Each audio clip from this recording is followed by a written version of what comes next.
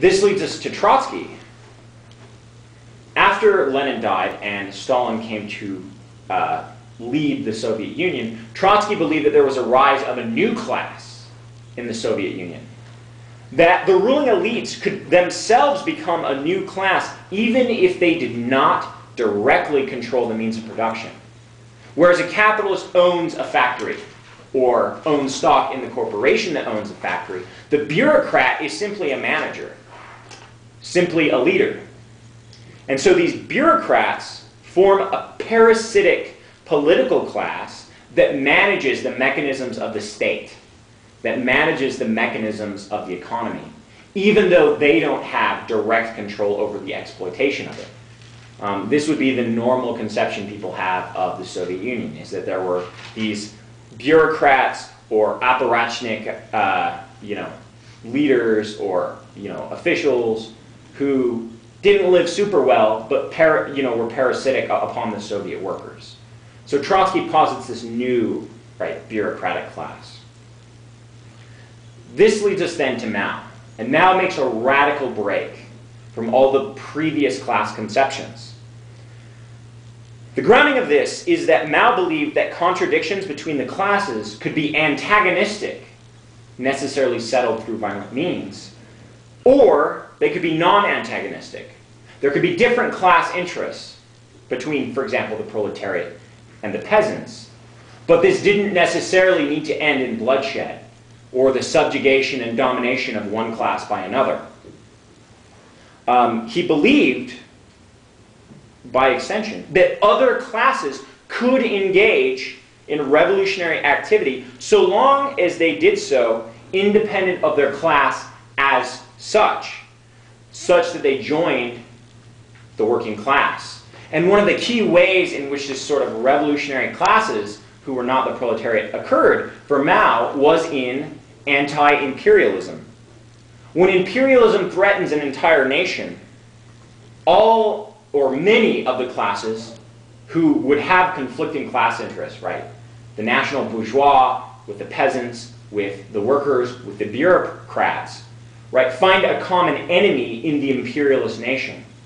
And as a matter of fact, in China, what happened is the national bourgeois, the Chinese factory owners, the Chinese store owners, landowners, worked as a revolutionary class with the peasants, with the proletariat, against the foreign invaders.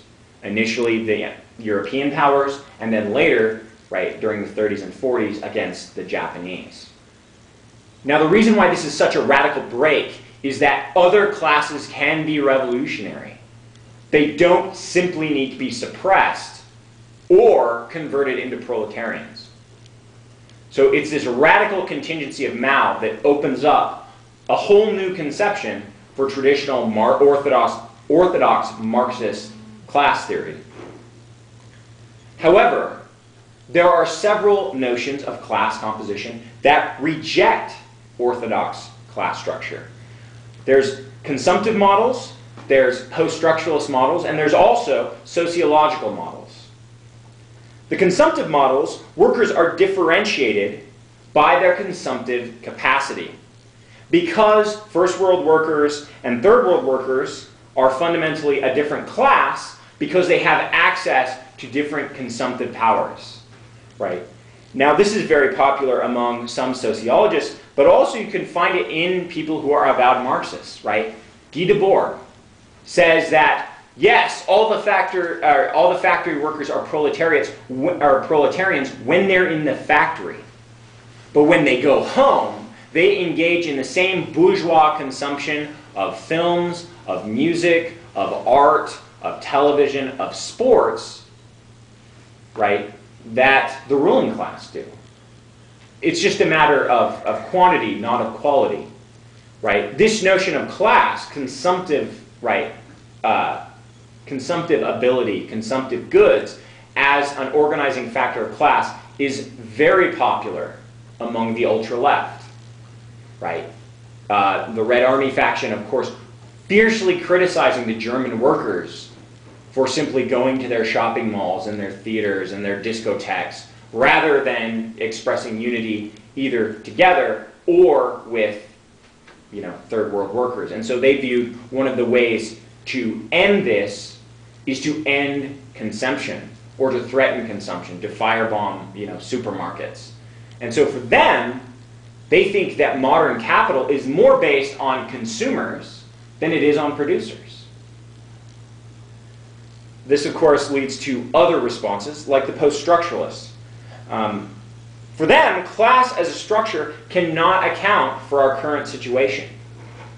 Class as an idea or a grand narrative, for them, is as bankrupt as any grand narrative, be it God guiding history, or the Hegelian notion of progress, or the notion of survival of the fittest, right? These sort of structural explanations are ultimately flawed. And so what they want to do is they want to analyze our current situation free of structures. And at the forefront of this interpretation of class is Negri and Hart. As they say in their book Empire, the proletariat is not what it used to be, but that does not mean it has vanished.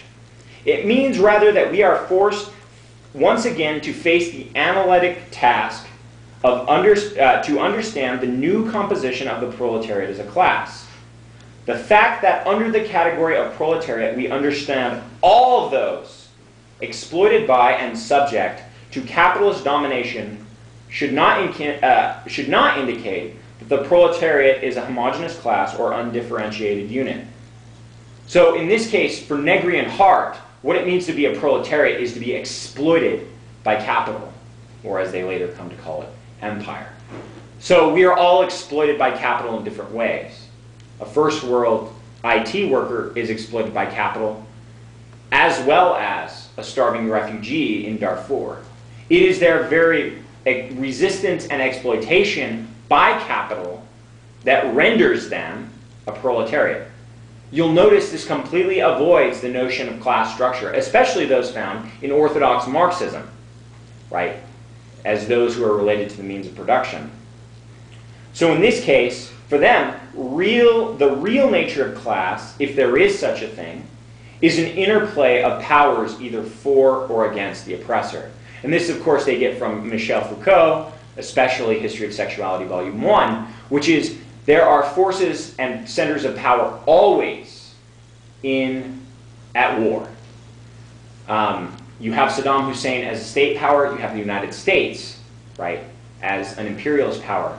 But also you have NGOs who accuse Saddam of human rights violations, NGOs who accuse the United States of doctoring information. You have the United Nations both as an authorizer of force, as an inspecting force. And so you have all of these centers of power that meet and either add or mitigate certain actions, certain ideas. So for them, the notion of class composition is that one is only revolutionary insofar as one is engaging in revolutionary actions, and one is reactionary insofar as one is engaging in reactionary capitalist actions.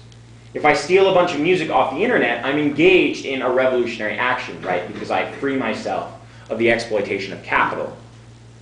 If I buy from Walmart, I'm engaging in, even though I'm just a worker, I'm engaging in capitalist exploitation, right? Because by buying for Walmart, I'm propping up capital. And so for them, and many post-structuralists, the notion of class is really an interplay of various historical forces.